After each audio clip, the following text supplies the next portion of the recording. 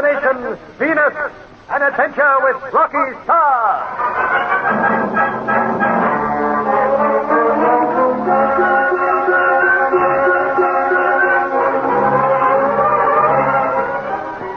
In a desperate effort to stall for time until Rocky arrives, Anne agrees to marry Gorg. Meanwhile, hurricane-bound on Cosgrake Island, Marla has told Rocky something of the literature of Venus. While talking with Jan and Marla in one of the underground caves, Rocky suddenly gets an idea. Jan, I think I can destroy Gorg quickly. You can? May sound crazy, but I'm positive my plan will work. Your plan will have to be good. It's both good and simple, Marla. Within 24 hours, Gorg will be dead. Dead? Can you do it? I think I can. Yes, but how? By going to his palace and shooting him. What's the matter? Don't you like the idea? You would never reach his palace alive? No? No. The moment you set foot on the mainland, you will be hounded every step you take. Well, why will I? No one knows where we are or where we'll show up next. That is true enough. But Gorg will have men searching every yard of the rotten area. They will arrest any stranger they see. We'll dodge them all right. Maybe. You may even reach the palace. But you will not be able to enter. That's where your friend comes in. What's his name again? You mean my father's spy, Colonel? That's him, Colonel. Well, now, surely he can smuggle us into the palace, can't he? He might be able to. Well, he's got to, Jan. He's got to. If he can get me inside there, I'll fix Gorg in a few minutes. Perhaps. Well, it's worth trying, isn't it? It certainly is. With the death of Gorg, my father would soon regain control over our world. All right, then. As soon as the weather clears, we'll shoot across to the mainland and get cracking. Very well. I will arrange everything. You? Naturally, I go with Rocky. No, you don't, Marla. It is the custom of our work. You saved my life, and it is now yours to command. Everywhere you go, there I will be. A job like this is no place for a woman, Marla. I will go with Rocky. You would not get the result. You will be more conspicuous than him.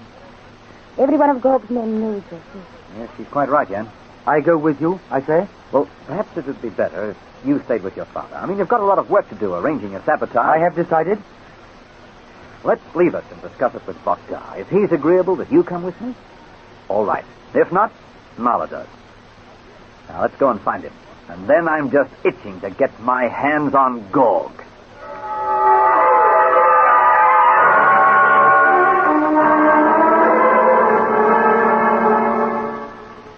Why do we waste time here? We wait for my lovely Anne and the one called Mitch. No, sir. No, I am not in the mood to listen to your rumbling. And I am not in the mood to watch you fawn over this earthling woman. Enough!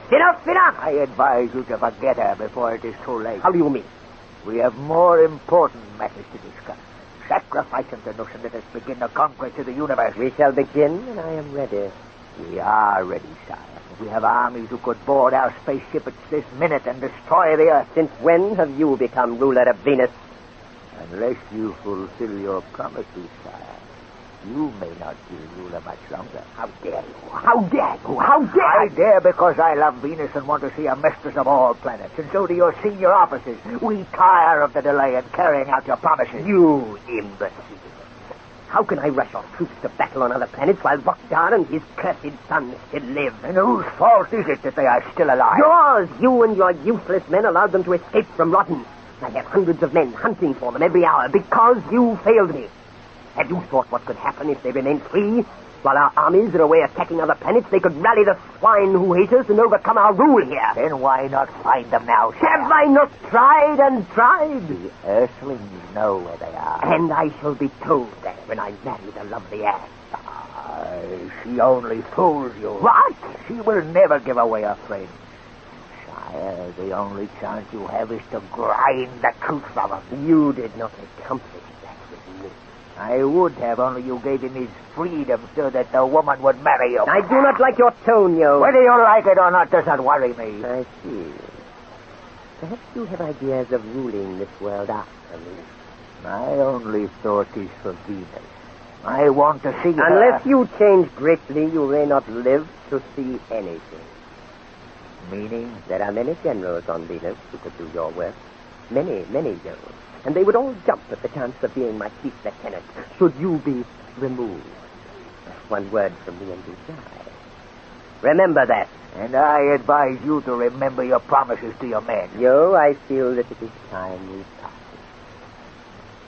How do you mean?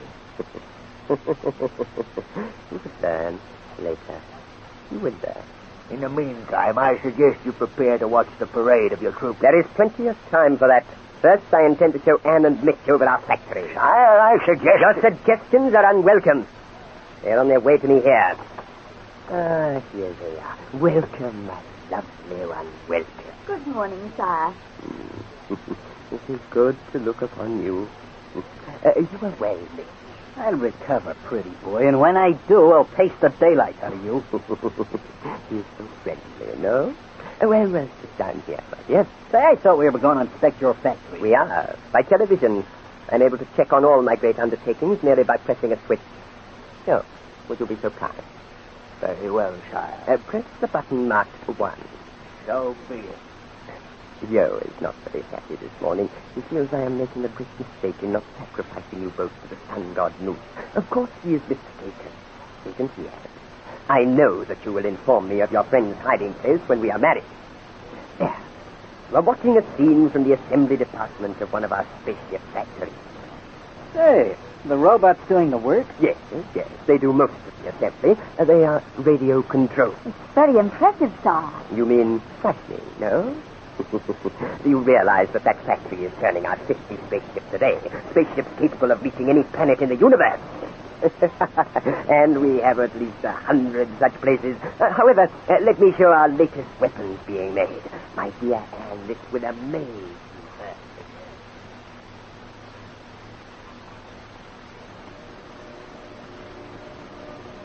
The hydrogen bomb plant should give you some idea of the immense power I have behind me. A power that will grow and grow until we Venusians sweep aside all who oppose us. Switch off the television, yo. Oh, boy. You agree with me, Mitch? You won't get away with it, boy. No. Not in your life. You might blast a few planets into submission, but you'll never rule them forever. I will, Mitch, I will. You're nuts. Ain't you? After seeing the wonders of our production, Anne, don't you agree that it is futile for anyone to oppose me? I suppose so. No world can withstand the might of Venus, let alone people like Vokdar and his son Jan. What are you getting at, Gorg? This. You two can share in the treasures that will be ours when we have conquered the universe. Anne will naturally share in them as my queen. There is a place on my staff for you, Mitch, providing you help with the destruction of Vokdar. So we're back to that, are we? I am positive that when your friend Rocky Starr learns of all this, he will join me. In fact, he would be very useful to me in my attack upon us. You're going to attack the Earth? Very shortly. With the help of you and Rocky Starr, I could accomplish it quickly and easily. Well, you get no help from us. Do not make a decision hastily, Mitch. I suggest you think it over first. The answer's still no, with capital letters. If you have any brains at all, it will be yes. However, you may decide later. Right now, I want to show you all my latest inventions.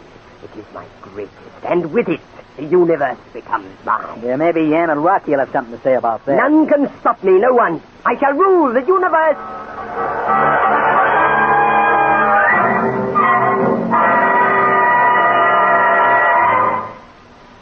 I feel that you should remain longer on Kozrak, Rocky. Now, the sooner we're on our way, the better. The sea is still high, however, as you wish. You ready, Mother? And waiting. I would that I were going with you. You have plenty to do at Kozrak, Yan. That is true enough, although we make progress. By the way, while you are gone, I will try to contact Professor Vernon on Earth. Please, Yan. And don't say anything about the mess that we're in. No, I will not worry him any more than necessary. Good. Now, let's go over our plan. Very well. There'll be an air car waiting for us at Sagra Fishing Village. You will recognize it by a red stripe drawn across the hood.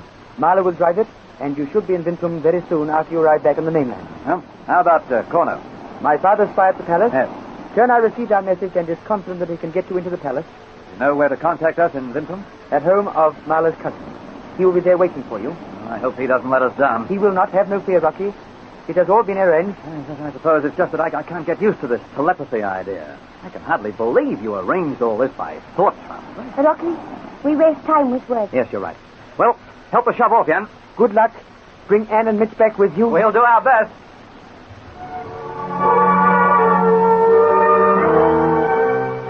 Together they push the small fishing boat out into the angry waters of Zagros Ocean, and Rocky and Marla head for the mainland and Vinton. At the moment in the palace, Gorg leads Anne, Mitch, and Joe into a huge room. At one end stand 5 man-sized robots. His beady eyes burning with madness, Gorg walks down the room. These are my greatest work. My greatest work, are you not? My little men, eh? Say, these are different from your usual robots, aren't they? Oh, yes, of course, very different, eh? Tell us about your latest robot. They are wonderful. For years I have been working on this model, and at last I have succeeded in perfecting it. And what are you so excited about? I have plenty to be excited about. These little men can talk. Talk? Yes. I don't believe They it. can, and they can think. I tell you, I have created the greatest mechanical brain ever imagined. Don't give me that stuff. You do not believe me? No, well, let's hear him talk and do the stuff. Very well. I will show you what they can do. Are they radio-controlled like your other stars? No. I simply give them orders and they obey me, even though they have to travel thousands of miles. That's a lot of clap. It is true, and I will prove every claim I have made. I will order them to kill you, and they shall do it, believe me.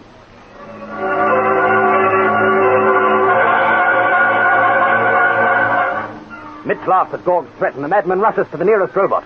He switches on its motor and yells orders at it. Lumbering slowly, the mechanical monster moves toward Mitch, its long steel arms outstretched.